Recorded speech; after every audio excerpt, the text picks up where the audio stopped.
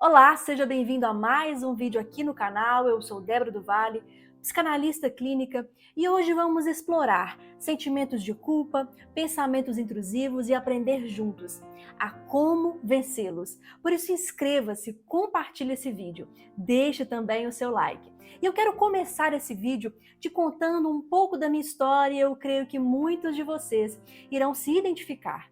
Eu nasci e cresci em um ambiente cristão.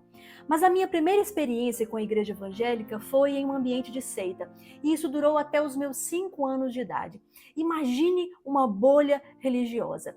Pois bem, é importante que você entenda que do 0 aos 5 anos de idade é um período chamado de primeira infância, muito importante na vida de todos nós. Porque é na primeira infância que o nosso cérebro está funcionando a todo vapor, ou seja, é nesse momento que nós absorvemos as palavras que ouvimos, as afirmações, as sentenças, o convívio ao nosso redor, as atitudes tanto positivas quanto negativas daqueles que nos cercam. E é daí que surgem as crenças. Então, dentro daquele convívio na seita, tanto na igreja, nos momentos de culto, de convivência, quanto na escola, já que existia uma escola que era vinculada à igreja, onde os professores eram membros da igreja, a diretora era da igreja, e tudo aquilo que regia a escola como norma tinha a ver com as normas da igreja, Deus me foi apresentado como um carrasco pronto a me castigar. Infelizmente, isso é muito comum nos meios religiosos mais rígidos, com usos e costumes. Eu creio que muitos de vocês já passaram ou estão dentro desse ambiente. Infelizmente, na mente da criança, tudo isso se maximiza. Se Deus é apresentado à criança como alguém que espera de nós perfeição, onde nós não podemos ser crianças, nós precisamos ter uma atitude muito mais madura do que aquela que condiz com a idade, com a normalidade da idade. Essa pessoa vai levar para a vida inteira essa imagem de Deus. E sendo assim, ela será prejudicada por pensamentos de culpa, sentimentos de culpa, pensamentos intrusivos de acusação ali de teor religioso pela vida inteira. Nos meus atendimentos como psicanalista, eu vejo muitos cristãos que trazem essas queixas. Às vezes nem foram criados num ambiente cristão, rígido, de igreja ou de escola cristã, mas muitas vezes tiveram um pai mais rígido, uma criação mais rígida, até mesmo como católicos, e aprenderam sobre Deus de uma maneira tão deturpada, onde a graça, a misericórdia, o amor de Deus é tão ausente e as cobranças, o perfeccionismo é tão presente. Então esses cristãos chegam para análise muitas vezes sofrendo com pensamentos intrusivos, insistentes, profunda angústia, profundo medo, sentimento de piedade, de autopiedade, muitas vezes de vontade até mesmo de desistir da vida, tamanhos defeitos que eles veem neles mesmos e nessa crença de que Deus é que espera de nós essa perfeição. E assim foi comigo. Aos 5 anos de idade, os meus pais, devido a um ambiente altamente tóxico, decidiram sair daquela igreja. Mas essa angústia que existia no meu coração, esse medo de Deus, essa visão tão deturpada, permaneceu por muitos e muitos anos. Anos de culpa, de acusação, de medo, de desesperança. E quantos cristãos no meio de nós estão assim? Conhecemos a palavra, mas não podemos desfrutar dela, da graça de saber que é o Senhor que nos transforma quando dependemos dele, tão somente dependemos dele. Diante dessas circunstâncias, dessa angústia, desses pensamentos tão terríveis e tão negativos a respeito de nós mesmos, o diabo, onde a palavra mesmo diz que é o nosso acusador, aquele que nos acusa dia e noite com o intuito de nos fazer desistir da fé e da confiança na misericórdia do Senhor, ele vem e nos ataca ainda mais. E no final das contas, talvez você se sinta assim. No final das contas, ali no final do dia, você se sente com a mente cansada de lutar, de guerrear contra esses pensamentos, contra essas acusações e simplesmente sente vontade de desistir da sua fé. Mas hoje eu quero te dizer, não desista, porque a palavra do Senhor tem segredos e estratégias para que possamos vencer as astutas ciladas do diabo e as suas mentiras. E eu quero ler com você o que está escrito no Salmo 7, um salmo de Davi, onde ele é acusado e perseguido pelos inimigos, mas ele declara palavras poderosas. Ó Senhor meu Deus, em ti encontro segurança. Salva-me, livra-me de todos os que me perseguem. Não permitas que eles, como um leão, me peguem, me despedacem, sem que ninguém possa me salvar. Ó Senhor meu Deus, se tenho feito qualquer uma dessas coisas, se cometi alguma injustiça contra alguém, se traí um amigo, se cometi sem motivo alguma violência contra o meu inimigo, então que os meus inimigos me persigam e me agarrem. Que eles me deixem caído no chão, morto e largado sem vida no pó. Ó Senhor, levanta-te com a ira e enfrenta a fúria dos meus inimigos. Levanta-te e ajuda-me, porque tu exiges que a justiça seja feita. Ajunta todos os povos em volta de ti e de cima reina sobre eles. Ó Senhor, tu és o juiz de todas as pessoas. Julga a meu favor, pois sou inocente e correto.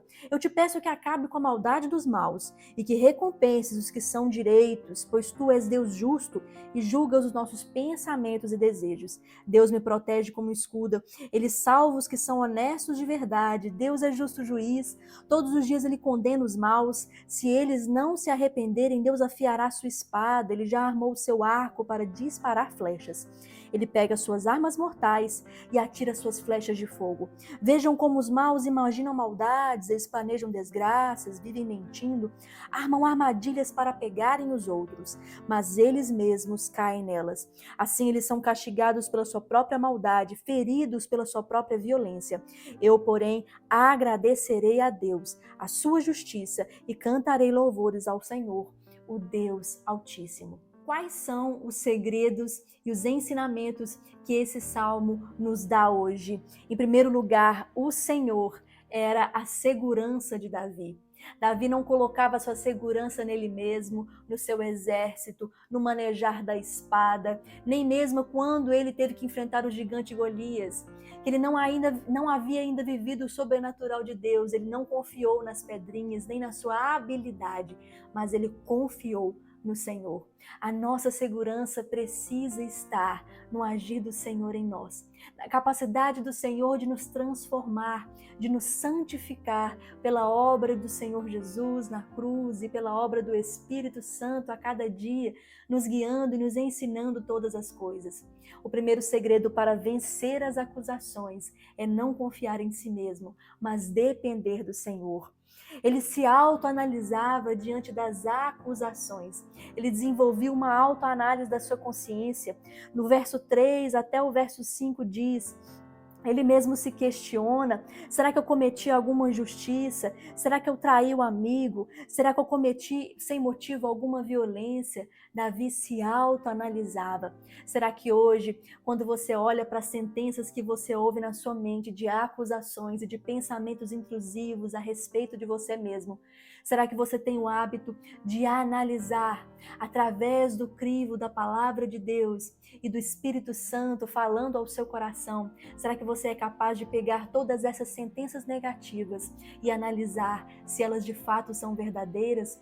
Esse é mais um segredo para vencer essas acusações. Analisá-las, analise se são verdadeiras, analise cada sentença, coloque diante do Senhor, coloque diante da luz que o Espírito Santo lança em nossos corações, em nossa mente, e Ele te mostrará se de fato você cometeu um erro e precisa pedir perdão ao Senhor, ou se tudo isso não passa de pensamentos de acusação, acusações malignas. Davi conhecia os atributos de Deus, ele conhecia quem Deus era. Nos versos seguintes, Davi fala exatamente de quem Deus é, do caráter de Deus e da ação de Deus. Ele sabia como Deus agia, ele sabia que Deus era justo juiz, ele conhecia o caráter de Deus. Precisamos conhecer quem Deus é, precisamos conhecer o Deus que nos ama e o Deus que nós dizemos que amamos. Cada vez que nos aprofundamos em conhecer os atributos e o caráter de Deus, nossa fé é fortalecida e esses pensamentos e acusações perdem força no nosso coração, nas nossas emoções, na nossa mente. Davi conhecia as artimanhas do inimigo. Ele sabia exatamente como seu inimigo agia. Ele conhecia os seus ardis, as suas artimanhas. Muitas vezes somos negligentes em não analisar como o diabo age no mundo e como ele age em nossas vidas. Lemos tão pouco a palavra, percebemos tão pouco a respeito das artimanhas do nosso maior inimigo. E muitas vezes, quando ele age, atacando a nossa mente e o nosso coração, usando pessoas para nos acusar, para colocar dúvida no nosso coração, nem percebemos que se trata do acusador, que se trata de Satanás.